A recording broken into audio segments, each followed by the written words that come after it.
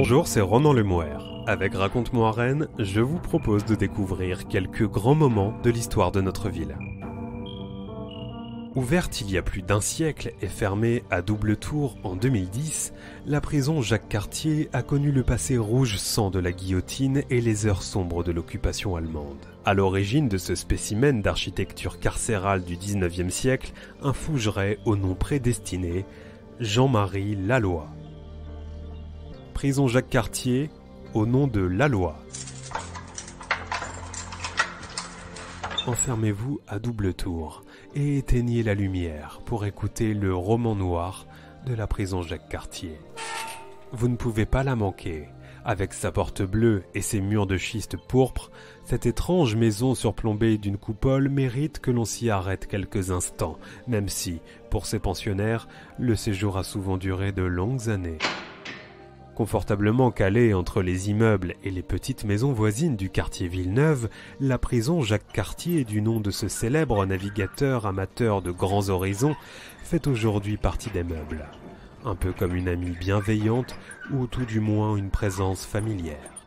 Mais à l'époque de sa construction, le crépuscule du 19e siècle et l'aube du 20e, elle se situe loin des regards.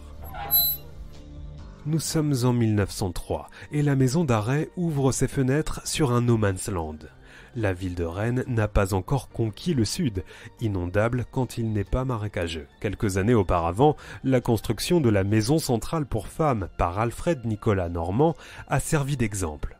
L'architecte parisien s'est replié vers le sud, à la campagne. Les détenus seront donc mis à l'ombre à l'écart de la ville et le centre pénitentiaire verra le jour sur un point culminant pour des raisons d'hygiène et de sécurité.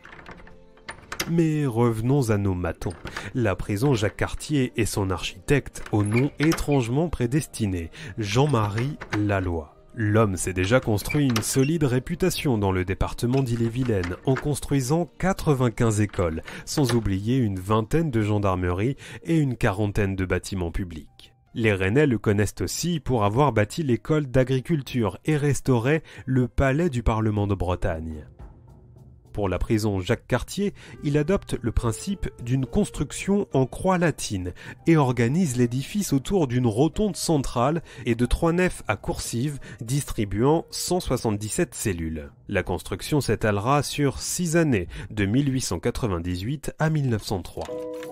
Les cellules offrent alors un confort modeste, mais pour l'historien Adolphe Aurin, admiratif, le bâtiment est un chef-d'œuvre de modernisme digne d'un hôtel 5 étoiles. Il décrit: le bâtiment comprend 135 cellules pour les hommes et, dans un quartier spécial, 42 pour les femmes. Chaque cellule est chauffée, éclairée, ventilée, munie d'une fontaine, d'une sonnerie électrique d'appel avec plaque indicatrice sur la face extérieure de la porte. Son mobilier se compose d'un lit, d'une table, d'un siège avec chaîne, d'une étagère d'angle, le tout scellé solidement. Il y a 23 préaux cellulaires, 18 pour les hommes et 5 pour les femmes. La chapelle a 110 cases cellulaires, sorte d'alvéoles, où les prisonniers sont amenés vêtus de cagoules qui leur cachent le visage. Tous les services ont d'ailleurs été combinés de façon qu'un détenu ne puisse non seulement avoir aucun rapport avec un autre détenu, mais encore de l'apercevoir. Ce superbe établissement, dont il a été pris possession le 15 octobre 1903, est éclairé au gaz, alimenté par l'eau de ville, avec branchement aux égouts, chauffage à vapeur à basse pression et monte-charge desservant tous les étages. La nourriture, saine et suffisante, est certainement meilleure que celle que beaucoup de détenus pourraient avoir chez eux. Mais la solitude, l'affreuse solitude, ne doit guère leur donner d'appétit. Pour le conservateur Jean-Yves Veillard, le choix de la prison cellulaire est une innovation à Rennes, et plus largement en Ille-et-Vilaine. Il n'y a pas de nouveauté majeure sur le plan de l'architecture carcérale, mais un parti pris fonctionnaliste qui caractérise la production de l'architecte. « Ouvrez des écoles, vous aurez moins de prisons », déclara Victor Hugo au XIXe siècle. Avec ses 95 écoles et son unique prison, son contemporain Jean-Marie Laloy semble avoir adopté le slogan à la lettre. Franc-maçon et laïque, l'homme est un républicain convaincu, un architecte de la raison, en somme, de la région aussi.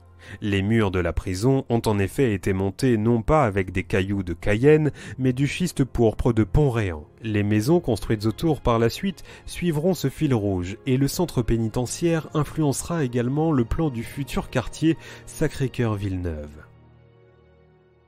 Et la guillotine alors ?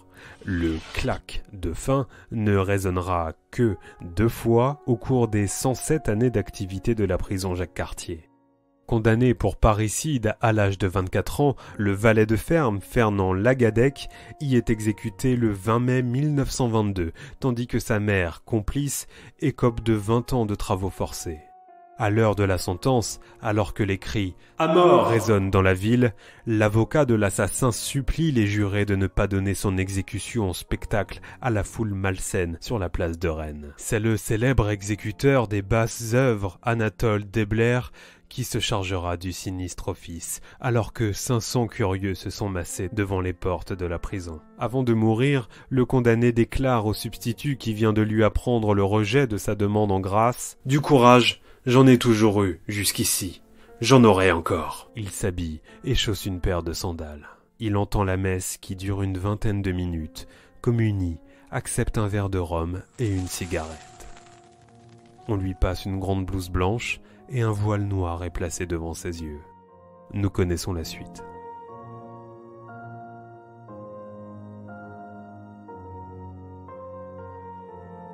« 17 ans plus tard, Maurice Pilorge sera le dernier condamné à mort guillotiné à Rennes le 4 février 1939. Ironie de l'histoire, la sentence devait être exécutée la veille, mais le bourreau, Anatole Debler, encore lui, est mort d'un infarctus alors qu'il était en route pour rejoindre Rennes, sa ville natale. Quel était le crime de Pilorge ?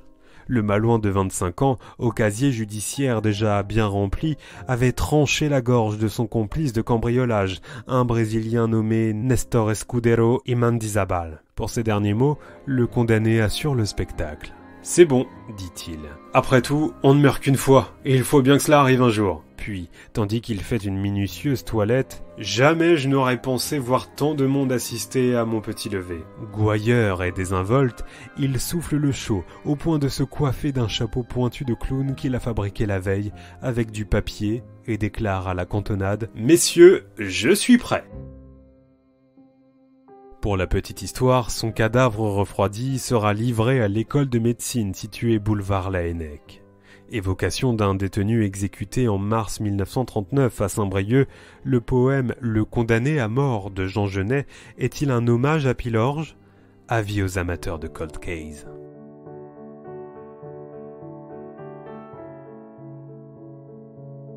C'est bien connu, tous les jours se ressemblent à l'intérieur d'une cellule.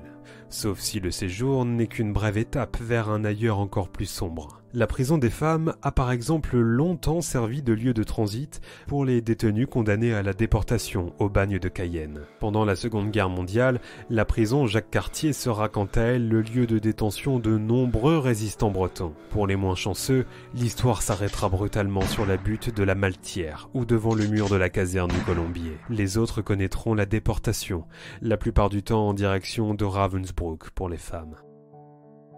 Nombre de détenus connaîtront également les supplices de la table aux friandises. Située au sous-sol à côté des mitards, cette salle servant aux interrogatoires de la Gestapo était équipée d'une table de torture.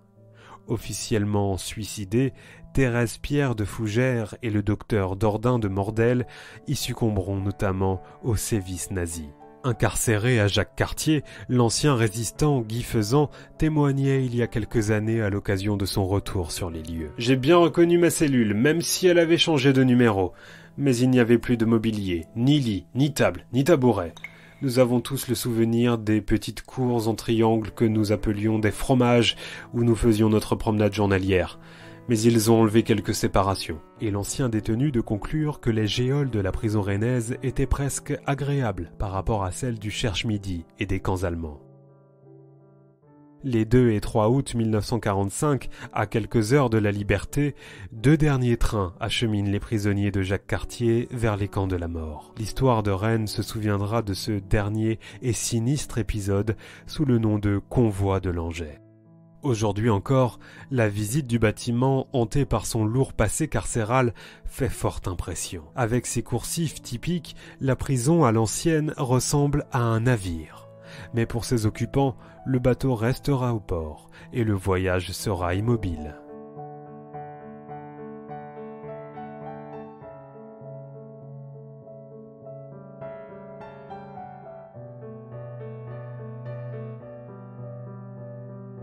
L'ancien lieu de mise sous écrou deviendra-t-il le nouvel écrin de la vie culturelle rennaise ?